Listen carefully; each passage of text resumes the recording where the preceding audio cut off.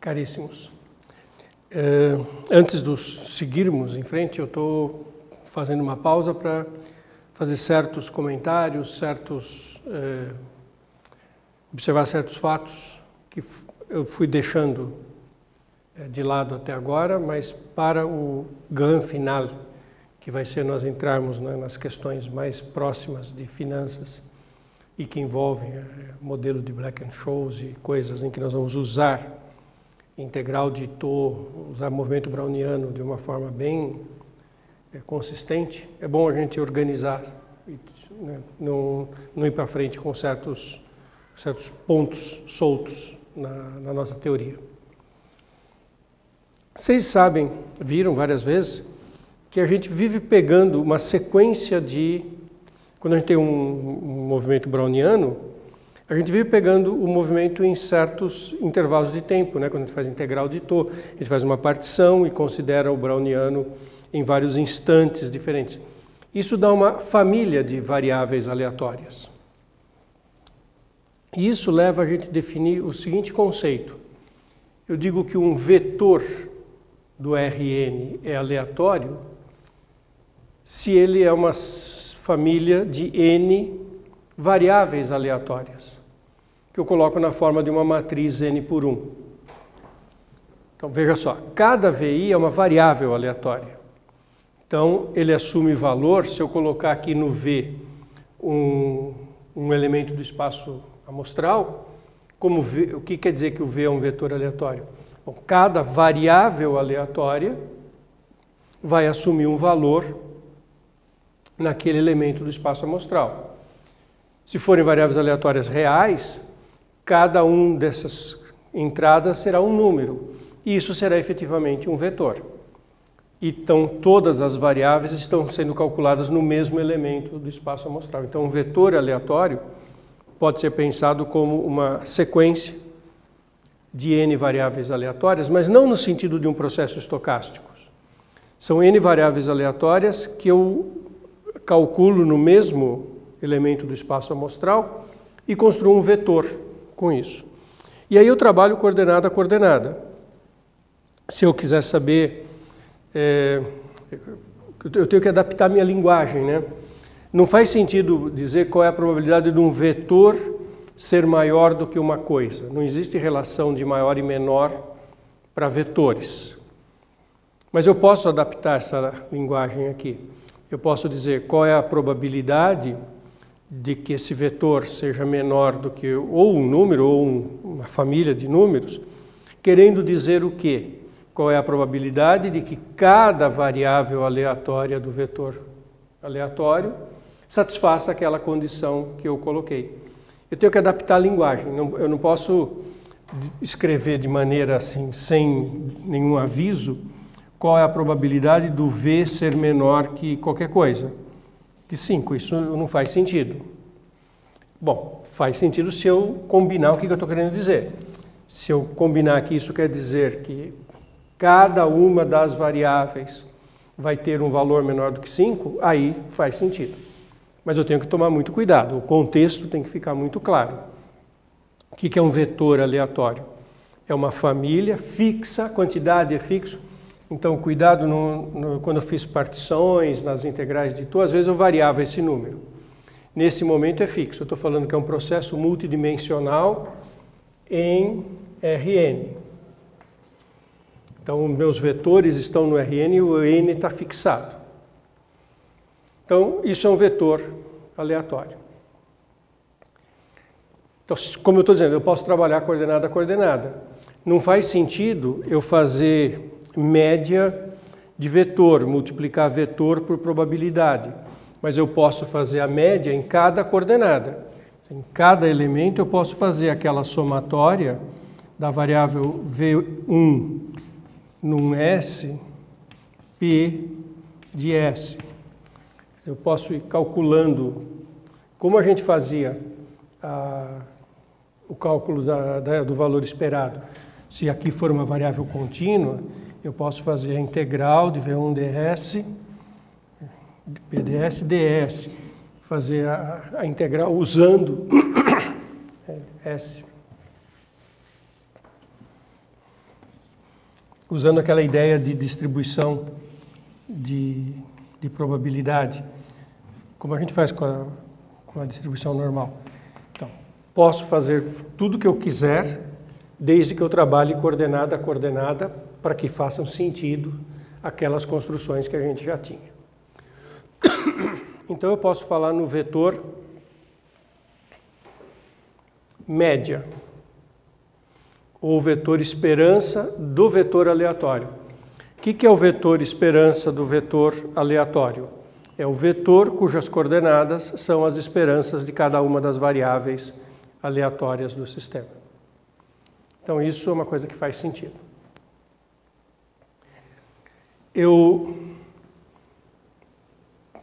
não tenho como definir... Claro, eu posso definir variância de cada uma das variáveis aleatórias e, da mesma forma, definir variância do V. Da mesma forma, trabalho coordenada a coordenada. Tem um conceito interessante que é a matriz de covariância. Então, vou falar um minuto de covariância. O que é a matriz de covariância? É uma matriz N por N, em que cada entrada é a esperança da variável aleatória VI menos média em I, vezes VJ menos média em J.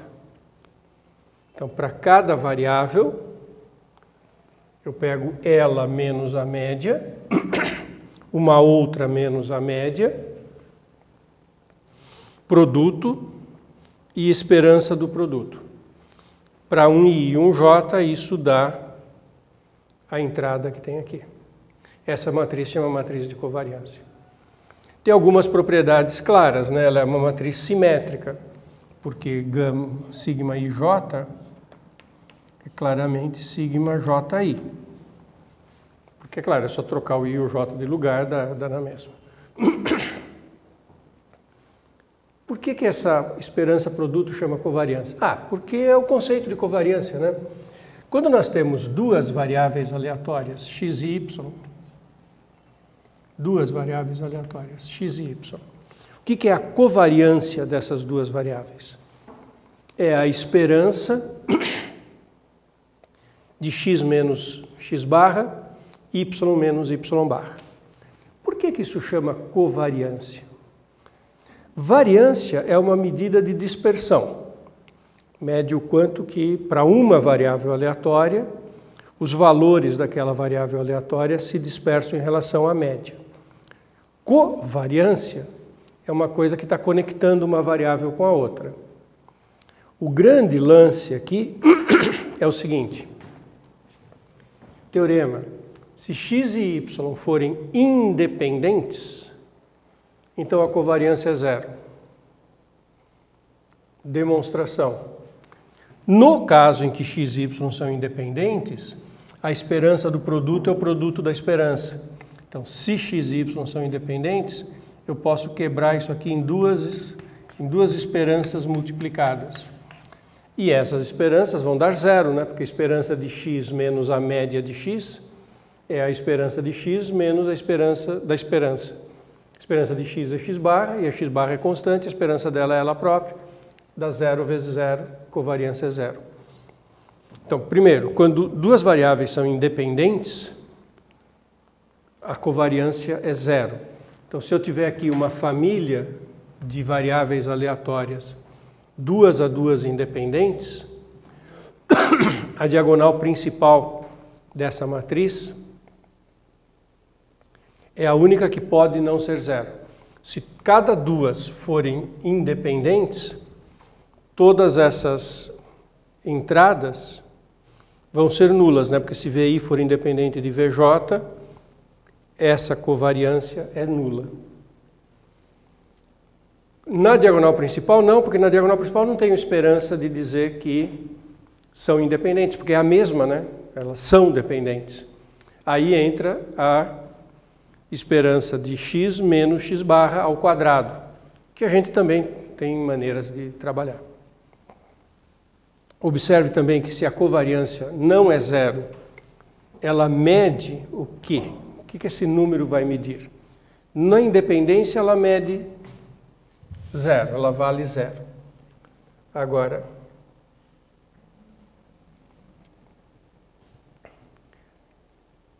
suponha que, estão falando da esperança do produto. Imagine que o X atingiu um valor diferente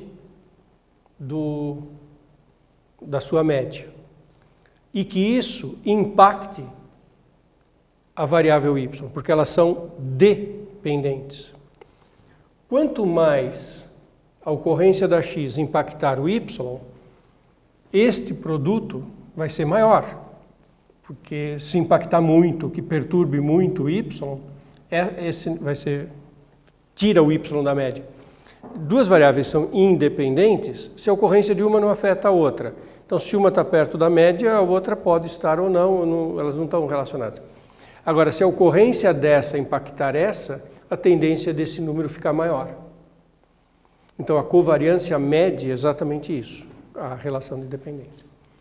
Essa matriz, então, chama-se matriz de covariância.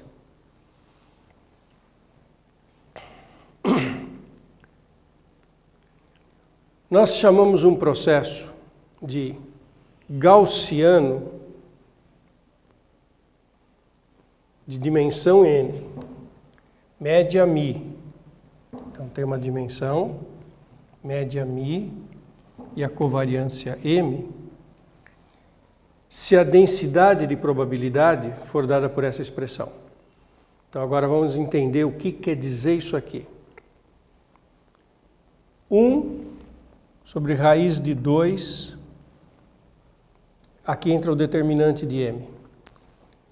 Isso já era uma coisa parecida. Na distribuição de Gauss, aparece 1 sobre raiz de 2 e aqui aparece a variância ao quadrado. Então aqui está o determinante da matriz de variância.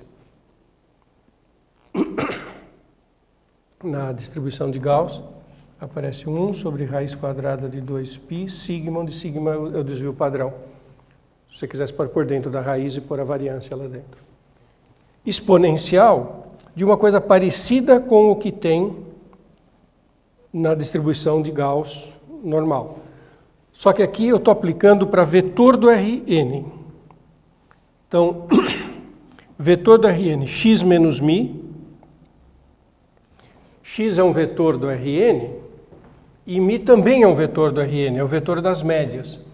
Então, isso aqui é o afastamento do vetor x em relação à média do vetor variável aleatório. Então, dado um vetor no Rn, isso mede o quanto que ele se afasta da média do tal do processo gaussiano. Isso aqui também, x menos μ, outra vez.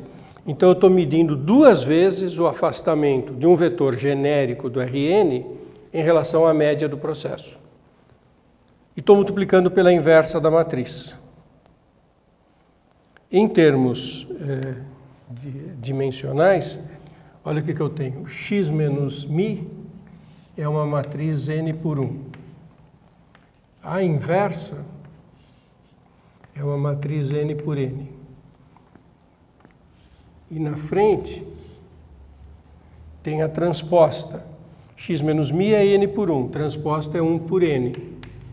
Então, quando você multiplica uma matriz n por 1 por uma n por n, dá n por 1. E quando você multiplica 1 por n por 1, dá 1. Então, isso aqui é um número. E isso é exponencial de metade desse número.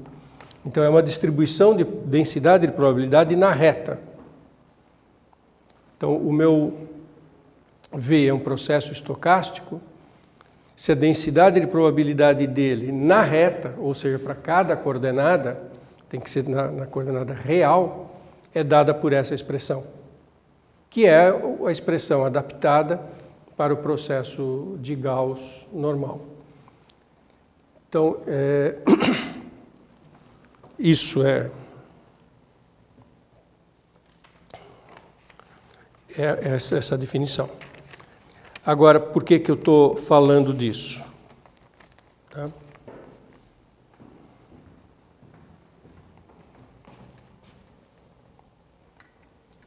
por causa do seguinte fato, que é o que me interessa.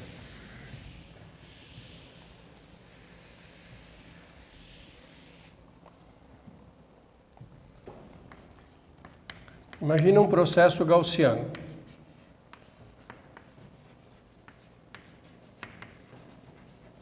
Como esse que eu acabei de definir.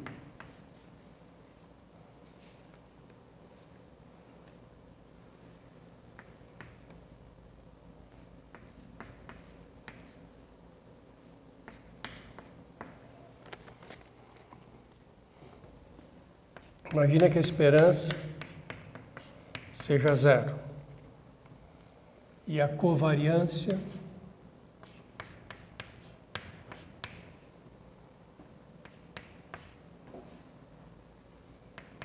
é o mínimo de ST, com o x0 igual a zero. Então, imagina um processo estocástico que tenha esperança zero e a covariância dada pelo mínimo entre essas duas variáveis.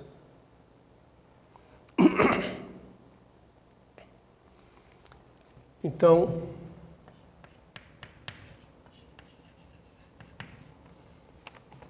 o xt é browniano.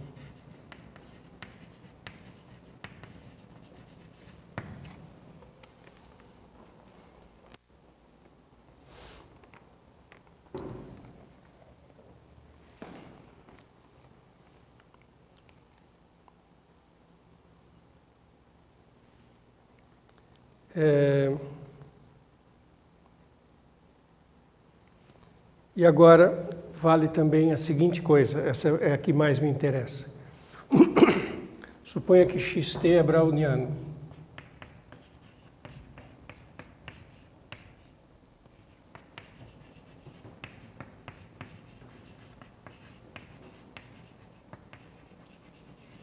Então imagina um processo estocástico que seja browniano e que valha que a covariância de xs, xt é sempre o mínimo de st.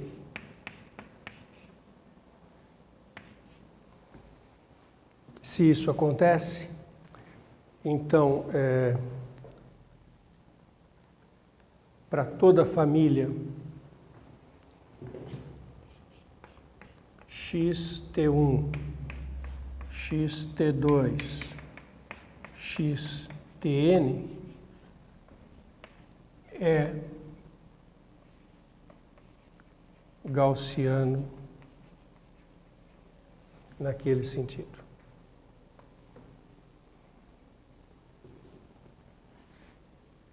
De dimensão n, claro.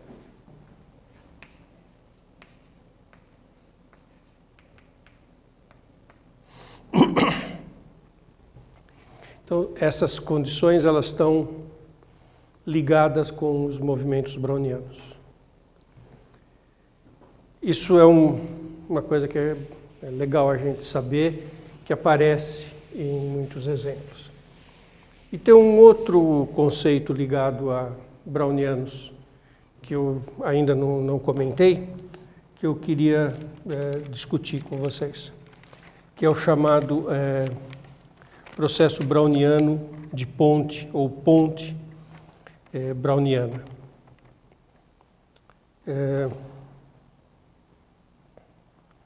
Que é o seguinte. O que é uma ponte browniana? Quando a gente falou de movimento browniano, a gente mostrou que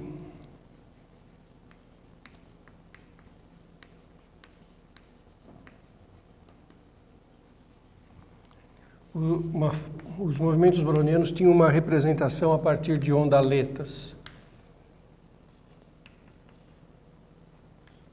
como uma série que tinha uma constante lambda n, Zn era um processo estocástico e delta n era a primitiva das ondaletas. Isso satisfazia que o delta zero era 1 delta zero, bom, ele era sempre 1, né? Mas o delta zero calculado em 1 era 1. E todos os delta n's calculados em 1 eram 0.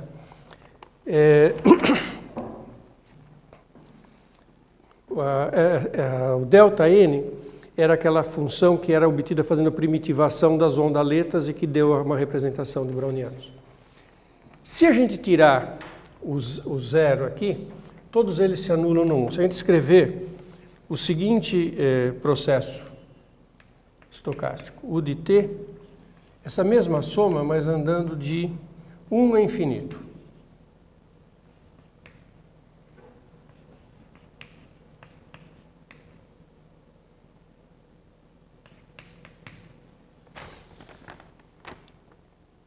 Então isso dá um número, isso dá uma constante, que depende de n, isso dá um número que depende de n de t, e isso é um processo estocástico. Esse processo estocástico que tem aqui é contínuo,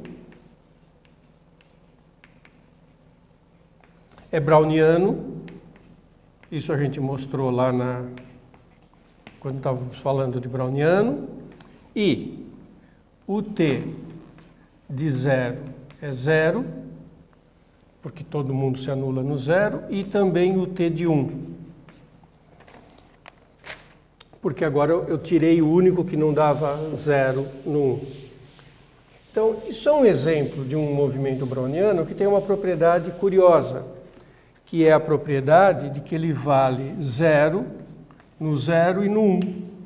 Na reta real, esse movimento browniano se anula no 0 e se anula no 1. Ele faz as maluquices no meio do caminho, mas ele se anula.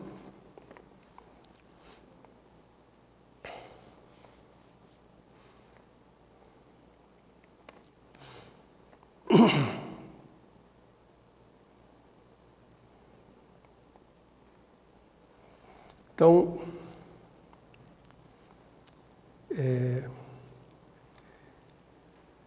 para esse movimento browniano é possível fazer o seguinte teorema. Primeiro, então, eu construí a partir daquele anterior. Então, o primeiro teorema, UT é igual ao BT menos TB1. Então, essa é uma propriedade para todo T entre 0 e 1. Ele tem esse browniano, chama-se browniano ponte.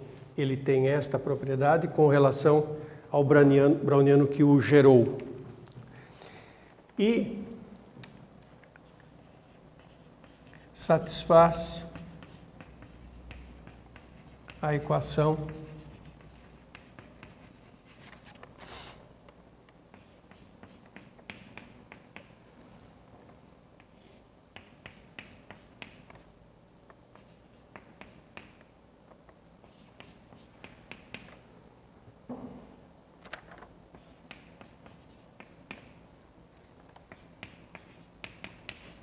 Então, ele é um movimento browniano especial, ele satisfaz uma equação diferencial estocástica e ele chama-se browniano ponte, ou ponte de browniano.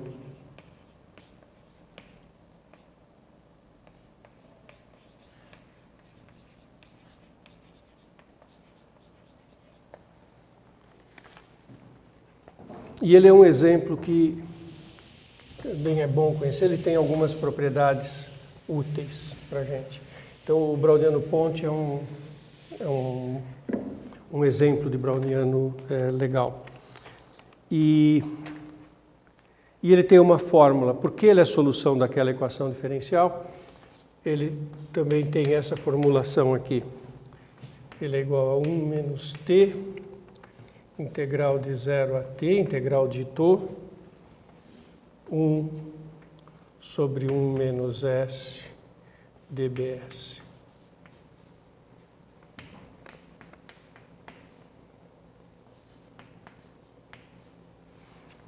Aberto no 1, né? Não dá para pôr 1 ali. Então, esse exemplo é um exemplo legal da gente conhecer. Também aparece muito na literatura, quando vocês estão lendo coisas sobre o movimento browniano, sobre esses exemplos, esse browniano ponte aparece. Então, qual que é a grande caracterização do browniano ponte? É um browniano que no 1 volta a valer 0. E ele fornece um exemplo disso. Quando você precisa, numa certa construção, forçar um browniano a ter uma certa propriedade, é muito legal construir exemplos a partir desse. Você quer que o browniano tenha uma propriedade deste tipo, né, de retornar, de ter um certo valor, a gente consegue construir exemplos a partir do browniano ponte. Então, esses dois comentários meio ajudam a gente a ficar numa condição de poder avançar nas próximas aulas. Estamos já chegando perto do final. As próximas aulas serão bastante ricas em aplicações destes conceitos todos com os quais nós trabalhamos. Legal?